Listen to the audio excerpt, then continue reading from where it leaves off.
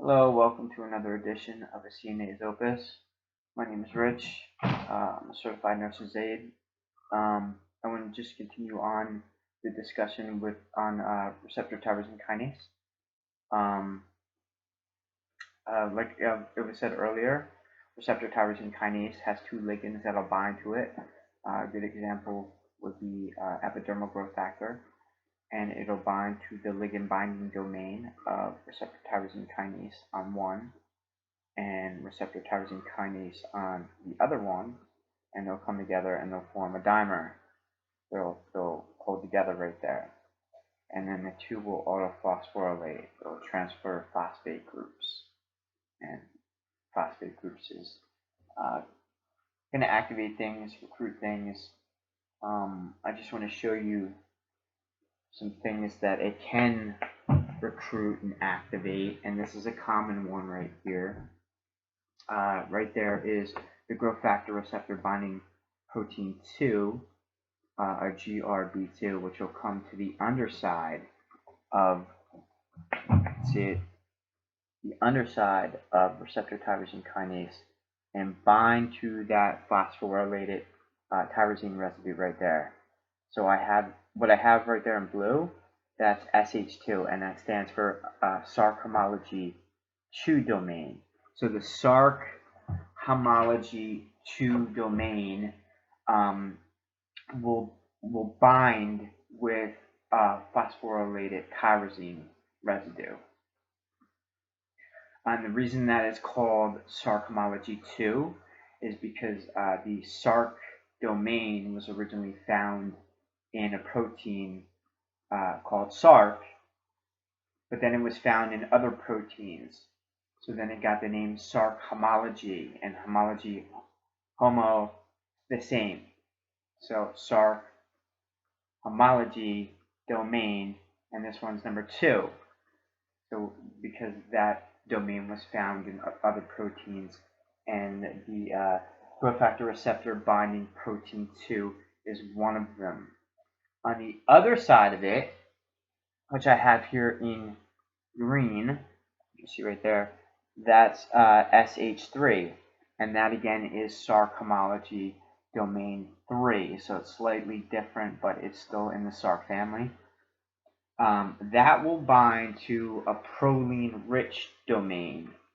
So that has a high affinity to any protein that is, any domain within a protein that is very high in proline. And proline is a very unusual amino acid because on the amino group, it's missing the hydrogen because it forms this ring structure that's attached to the nitrogen there, and it's methyl groups all the way around. So that compensates for the missing hydrogen there, and I believe that's the only amino acid that is missing that hydrogen at the amino acid. The amino group is proline. So it has this proline-rich domain in something called SOS, or some people pronounce it as sauce.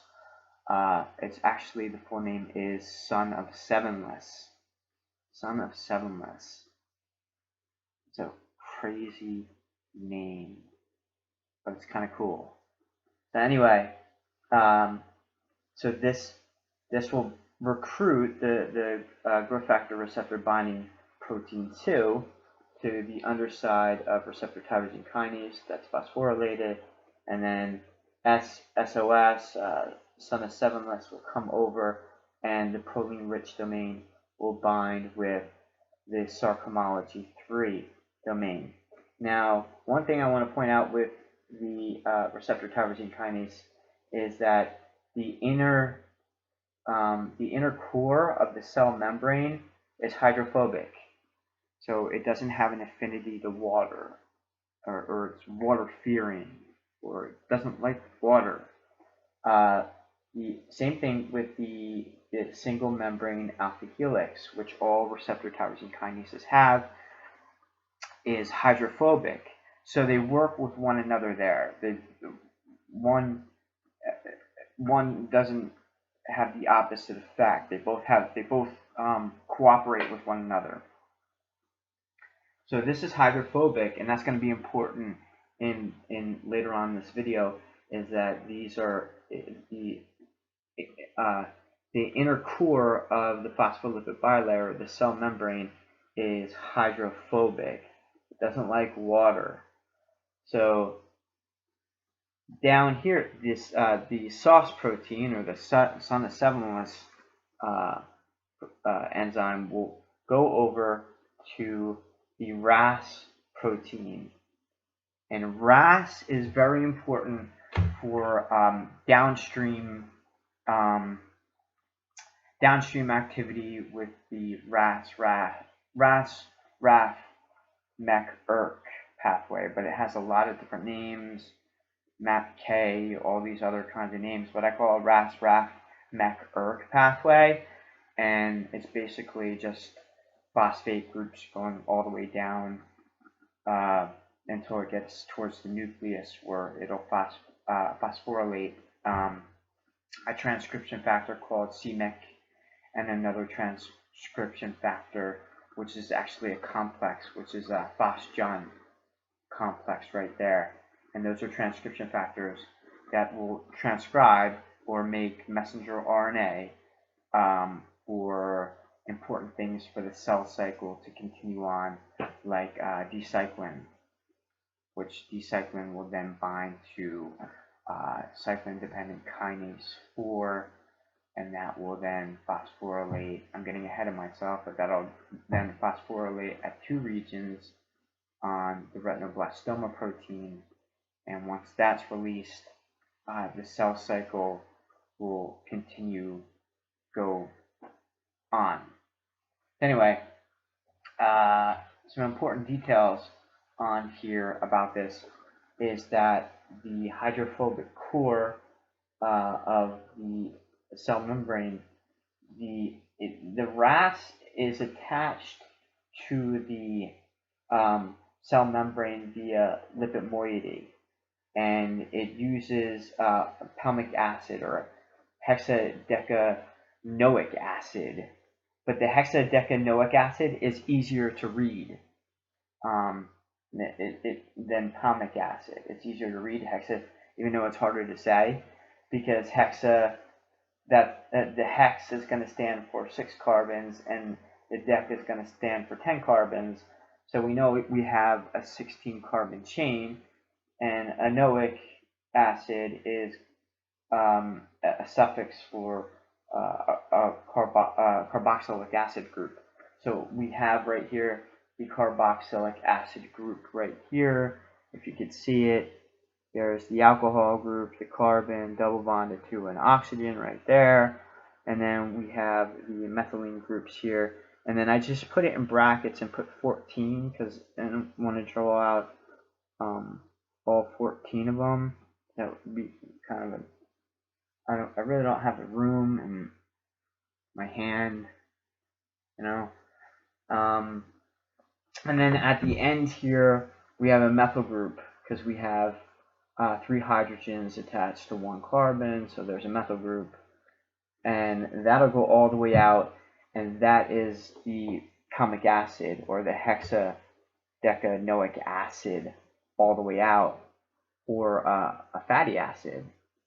Come to think of it, fatty acid. But it's the important thing to note here is it's hydrophobic. So this too is hydrophobic.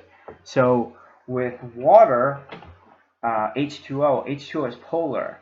So one side, like the oxygen, is going to be slightly more negative than the hydrogen. The hydrogen is going to be slightly more positive. That's why they have a higher affinity to one another. They want to attract negative to positive, the hydrogen to the oxygen, hydrogen to the oxygen, hydrogen to the oxygen, because that protons within the oxygen has a great enough electronegativity to pull not only its own electron cloud in, but also to pull gravitate the electrons from other, like hydrogen, other atoms towards itself. So it still holds the hydrogen in place, but the electrical charge of the hydrogen is slightly gravitated or pulled towards the oxygen. So that makes the oxygen, and since there's two hydrogens, you're going to get two extra electrons pulling in towards the oxygen. So it's going to make it slightly more, the oxygen slightly more negative, and it's going to make the hydrogen slightly more positive. So they're going to be polar at both ends. One's going to be slightly more negative, and the other one's going to be slightly more positive. So when things are polar like that, they're going to want to attract to each other. They're going to have a higher affinity to one another. In this, when things are hydrophobic right here, they're relatively neutral, meaning the pull between the hydrogen and the carbon is about the same. It's a neutral pull. One isn't stronger than the other, and and the pull between the carbon and the carbon is again going to be the same pull back and forth. It's going to be neutral. One isn't going to pull more of the charge than the other, so it's a neutral charge. So when something is neutral like that, the surrounding water molecules are attracting to each other. They're attracting to each other. So when they're attracting to each other, they'll aggregate the fats together. Because these are pulling away, these are pulling away. So whatever's pulling away, whatever's in the middle there is going to come together. And then the phospholipid bilayer right here, it's pulling away, and it gets it right into the phospholipid bilayer right there, or the cell membrane, which is also hydrophobic because in the cell membrane, it's fats, which this is a fat. So they'll all aggregate together, and it'll hold this RAS protein right here in the cell membrane wall via the lipid moiety, via the palmic acid or the hexadecanoic acid into the cell membrane wall, because this here will attach to the RAS, usually at a cysteine residue that's exposed here. So there's a cysteine residue in the RAS here, and that'll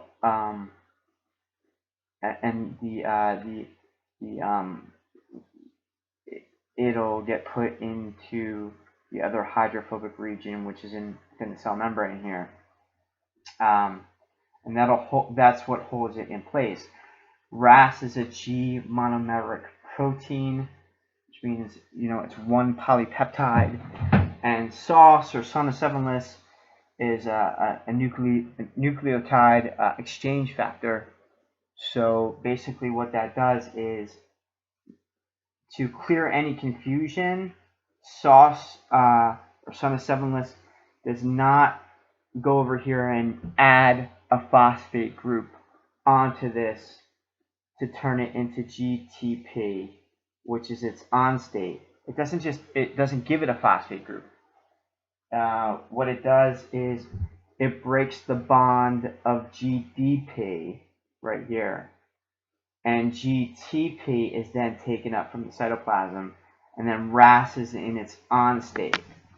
So then it's ready to work in its downstream pathway where it'll pull up RAF and phosphorylate RAF, and then so on and so forth all the way down. But again, SOS does not come over here and give this a phosphate, this GDP, which is guanine diphosphate or guanosine diphosphate. It doesn't just give it a phosphate to make it GTP, which would be its on state.